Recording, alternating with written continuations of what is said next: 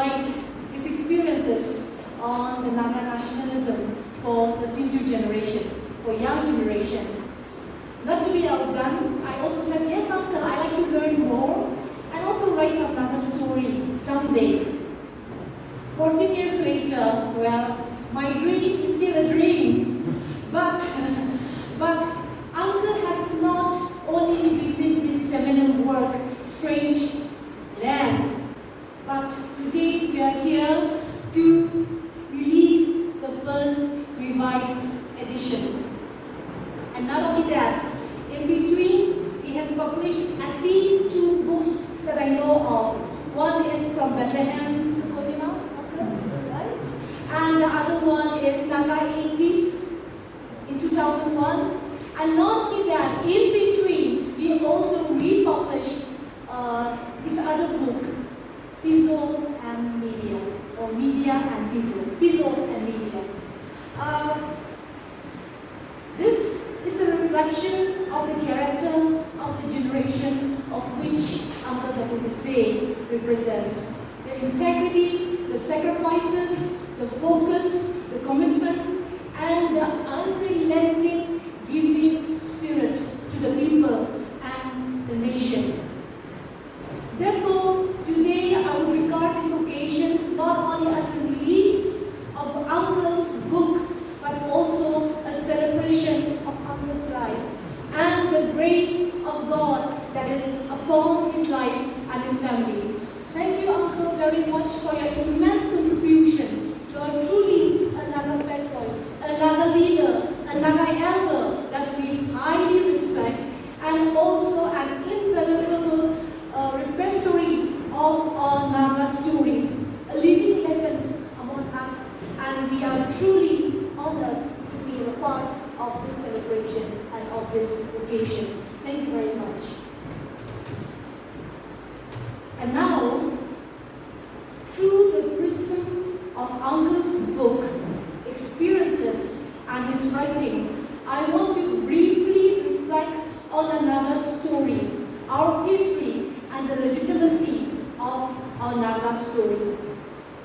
We also must celebrate what Nagas have achieved together and truthfully look at what we could not and explore the challenges and possibilities that are before us.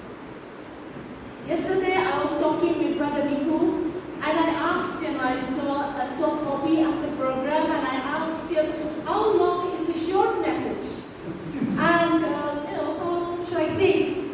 So he responded, I think you once spoke at an NNC meeting. That much long you can take. I do not know which NNC meeting Brother Niku is referring to, but if I am correct, I'm suspecting that it must be the Foundation Day at Chitima Peace Camp. I was asked to give a short speech, and the time was 10 minutes, but I forgot when I saw the audience. It went until 45 minutes. But I will not repeat that, but please inform that you are reminded of that. In April 2003, as a student, I got the opportunity to travel parts of Nagaland with some NBCC elders. NBCC was on a listening tour to meet the people and connect with the people in the region. We went to Lhokchong, Gyeongsang, Shamator, Anatamar, Kefri, and then we went to Noglak. By the time we reached Noglak and met the Khmerans, they categorically and unapologetically declared that Fizo is their only political father, and therefore the father of the Naga nation. Just last month, I was part of a team traveling to Noglak. The landscape has changed. The surroundings that I had in my mind 20 years ago has totally changed. Even the faces were young and were not the same. A new team of leadership was leading the church, the tribal council, the students' union, and the women organization. It was clear to see that times were changing and things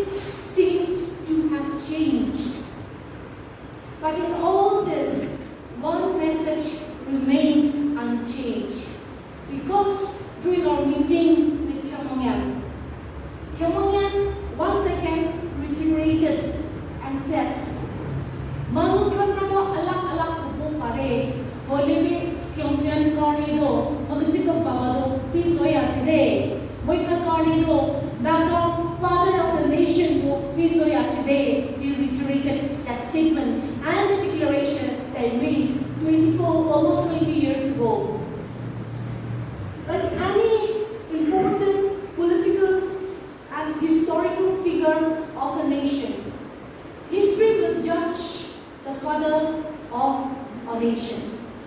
The legacy of Fizo. I'm sure there will be detractors and there will be lapses. But history will all testify and justify on this. Fizo's factor. Fizo, the apostle of Naga nationalism, in reaching out to the Naga villages and villager, the nuclei that hold the core of the Naga identity. Fizo's ability to connect with this common people and translate his vision for independence by speaking in the language of the common Nagas like no other Nagas before and after him could. Fizo walked through the entire Naga region and territory on foot, as far as he could go, from village to village, with his vision to coexist as one collective, free and independent nation through heart-to-heart communication. Or as Fizo would say, to be a nation amongst nations. And this is where the political genius of Fizo lies. His ability to enable villagers to connect. And we must remember, we were then a very illiterate society, just emerging from our villages. And these villagers were able to embrace the concept of the modern sovereign state, that it was entirely new to the Naga village people, and yet real and living in the existence of the world in each of their village republic or village micronation. And by this action and by this dedication, Fizo turned Naga nationalism into a people's movement, a people's struggle driven by the power of non-violence through the sustaining environment created by the gospel of Christianity. To begin, conceive, and build a nation by consensus like the Naga nation under the political umbrella of Naga National Council, and consolidate that under the leadership of Fizo is nothing short of a miracle in the birth and making of nation in the entire human history that is full of war and violence. Today, Naga thank the Angamis for giving AZ Fizo your finest son for the Naga nation and for the Naga struggle. But Fizo could do what he could do because of his contemporaries and individuals like Uncle Zapuvisie and many others like him who are some not with us. But we must also remember that Fizo was also a product of the history. That Fizo could do what he could do across and beyond the nation, for the nation, was because of Angami history. Your fierce resistance against the colonial British occupation, starting from as early as the 19th century, shaped the thinking, the political vision of the Angamis. Yes, those Angami villagers in the 19th century fought the foreign invasion to protect their own village, to protect their own land. But history has a grander purpose, a grander plan.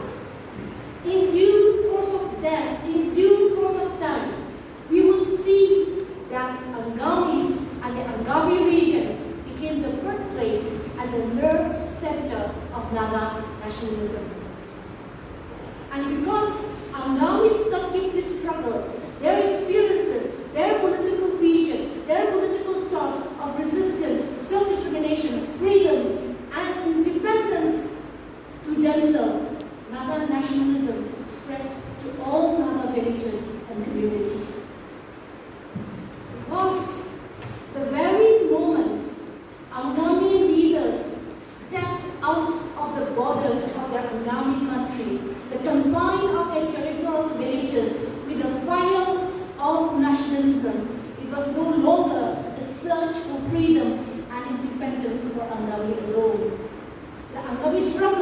and vision captured the entire Naga imagination, and Nagas wholeheartedly responded to the clarion call, to political call given by the Angamis. And your struggle, your story became our own, and we own and it became our story, our struggle too.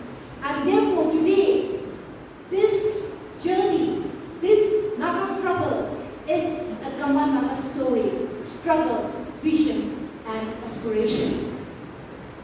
And because of all this foundation and work that has been laid by our leaders, by the past generation, we can proudly say and categorically say that yes, the sacrifices was great, the costs were high, but the Naga struggle was right.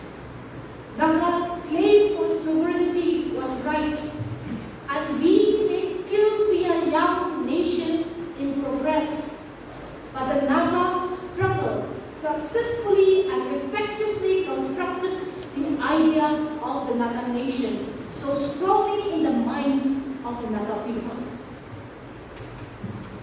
Looking back, today we can confidently say that the priceless achievement of our struggle is that it has given us our peoplehood and our nationhood. We may not be a nation state just yet, but Fizo's vision is a reality today. We are a nation among nations. Yes, Naga is a nation among nations in the world. With this overview at the back of our mind, allow me to briefly bring out 5 points before I conclude. I hope Angamis will forgive me if you request you to set Fizo free from the confines of his Angami station, and let him be the towering, legendary Naga leader that he truly is. The more we put him close into our heart, within our tribal confines, we destroy his legacy.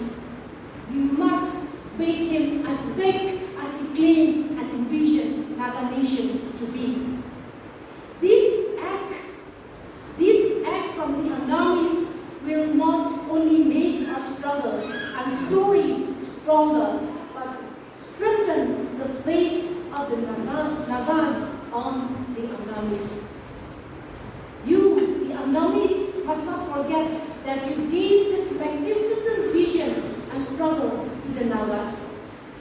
Nagas continue to look up to the Angami for political direction and leadership.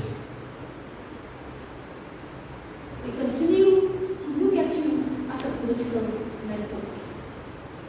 Yes, this is an enormous responsibility to carry the burden of a struggling nation upon your shoulder, but you have given the solid leadership and vision to the Nagas in the past.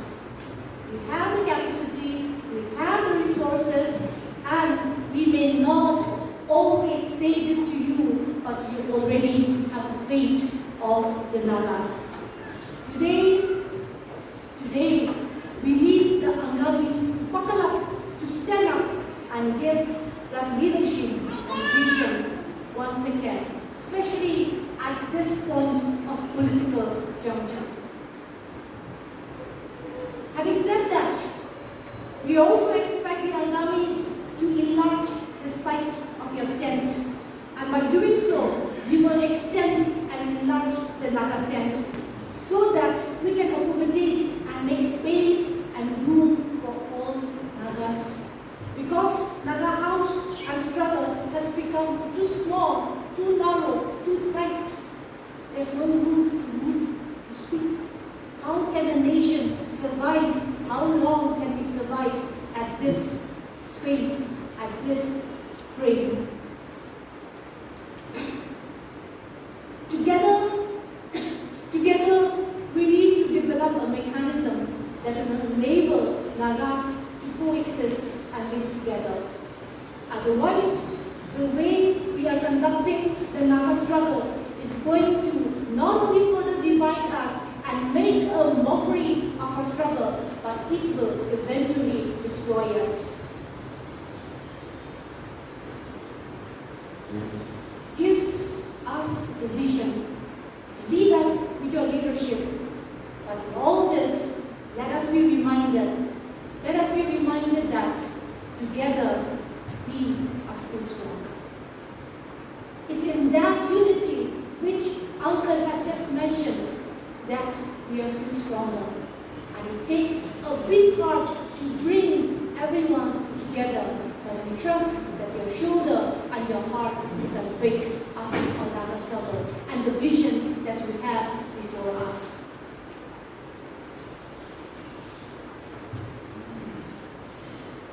The second point, Ura-Uri. Am I pronouncing that right? I'm not. It is. Ura-Uri. Ura-Uri. Yeah. My brother used to tell me when I was a Ura-Uri, which is how you also we not pronounce. Ura-Uri, right? Ura-Uri. As a way forward, I believe we must begin a political discussion around the concept of the Ura-Uri. For too long, we have left this just as a political slogan. Ura-Uri, or our land, belongs to us. If you look back to the Simon Commission, the fear of losing our land is one of the biggest fears that is captured in the memorandum. This powerful concept, Ura-Uri, was coined by Fizo to capture the very essence of our Naga political struggle. In fact, the Naga struggle for sovereignty is based on the very concept of Ura-Uri, or the idea of Ura-Uri is central to Fizo's notion of sovereignty. However, let us be reminded that the significance of this concept, this political thought, will lie on how we develop it and employ to achieve the political objectives of Naga sovereignty. Third point. Having said all this, we cannot deny that there are two Naga realities. Our Naga political struggle is a reality, but the state is also a reality. They are contradictory political projects, but existing side by side, sometimes seamlessly with each other. The question is, 10 years from now, 30 years from now, 50 years from now, 100 years from now, what will be the state of this two political project? What will be the state of these two realities that Naga, in which Nagas are existing? Which reality and narrative will they allow to take control of our future and our destiny is a question we can no longer deny, avoid, or push aside. It seems to me the challenge is not so much how to strike a balance between this world. How can that be? But I think the challenge is how can the Naga struggle claim the state within its umbrella, within its narratives, within its control, and use its provision judiciously to build our Naga nation. We need a historical approach to address this conundrum. And that history, when I'm talking about, is not something that we find in textbook. It should be a history that is alive, that is vibrant, that is living, therefore relevant for our context. Point number 4, the need for a critical analysis. At this point, I feel that we need a scenario of how the world is changing around us. And when we say analysis at all levels, the global, the Southeast and the South Asian regional context, the national, the Northeast regional context, and our state context. Once we have this vivid picturization of the contemporary context from multiple perspectives.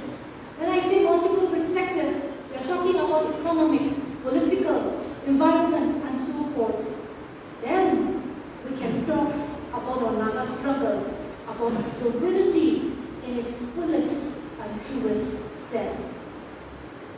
This analysis is important because a political project without critical reflection and one that is not grounded in contemporary context is not going to be relevant at all. And it may just become a passionate obsession of a struggle. And therefore, if we want to be relevant, I think we need an analysis of this at the earliest. And finally, develop the moral foundation of our Naga nation. We have spent so many years fighting over political ideology. So many groups, so many divisions, so many fragmentation. Why do we need to develop this moral foundation? Because the moral values we embrace as individuals, as people, as nation, will give us courage, strength, and weight to our struggle, and meaning to our challenges, vision, and aspiration.